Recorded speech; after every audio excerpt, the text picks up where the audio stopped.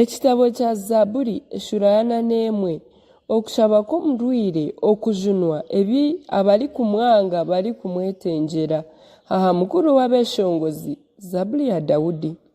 Osaasibwe abooro aine omugisha, Mukama aryamujuna aha izooba ry'okureeberaho enaku. Mukama aryamurinda aguma aryohuriire kandi aryaheebwa omugisha akiri omu nsi.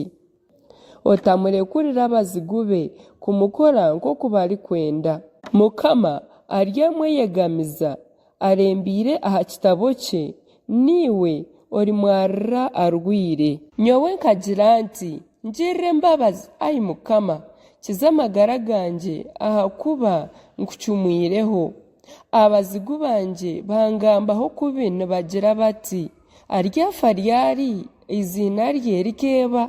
Kwaija kundeeba ayegambagambisa ebitiine mugasho, haza obwo omutima gwe nigushanguruza orukuru ngu kwarashohore arubuzye. Abari kunyanga boona bangambuura nibagambirana omukutu bangirire n'amambi. Nibagira bati endwara mbi emukwatiire kimwe, aho abyami tari kwija kwimukaho. Nangwa na munywani wanje wahamara owu naabiire ninyesiga, owu naabiire ndya nawe ambangiire omugyere.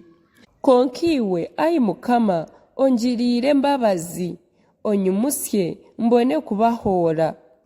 Ekyo nikyo kiri kumanyisa kunshemererwa ahakuba omuzigu wanje tansingwire.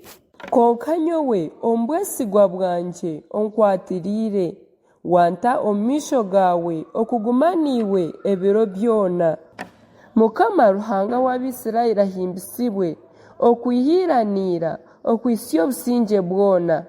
Amiina kandi amiina.